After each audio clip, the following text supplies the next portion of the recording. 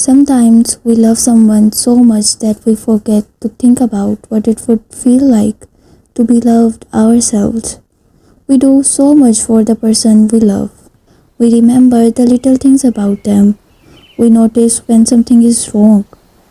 We care about what makes them happy, what hurts them, what they need. We put in the effort because to us, loving someone naturally means taking care of them. But sometimes, despite everything we give, they still don't love us the way we hope that they would. And maybe the hardest part is that they might not even be doing anything wrong. Maybe they just don't feel the same way. But when you love someone deeply, it hurts to accept that. You start expecting things from them. You expect them to notice the things you notice, to care the way you care, to make the same effort, to miss you the way you miss them.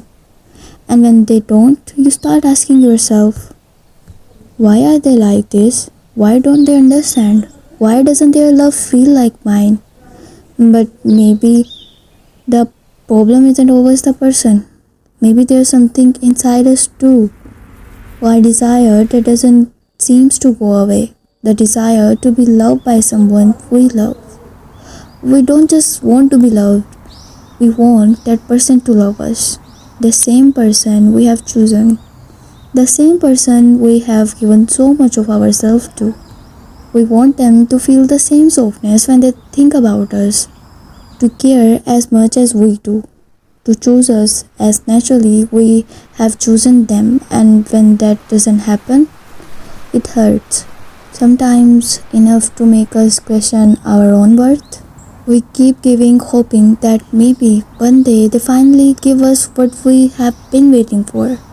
But people don't always love the way we love. And no amount of effort can make someone feel something they simply don't feel. That's a painful thing to accept. But there's another part of this that took me a long time to understand.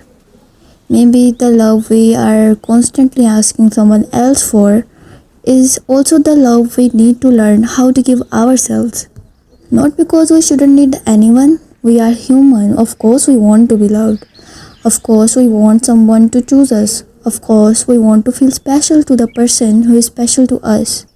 But we shouldn't have to abandon ourselves just because someone else can't give us what we want. We can love someone deeply and still accept that they have their own feelings, their own choices, their own way of loving. We can't control that.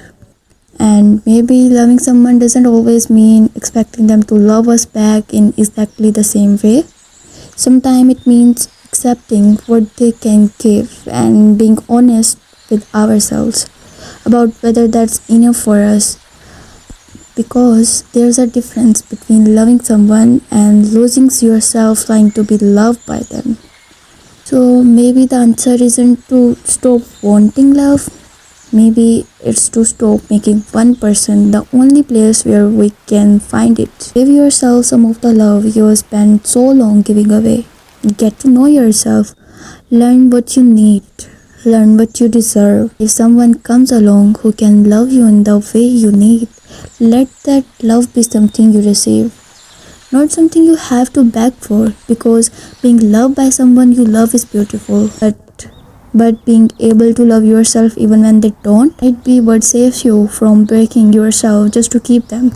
And maybe one day we stop asking, why couldn't they love me the way I love them?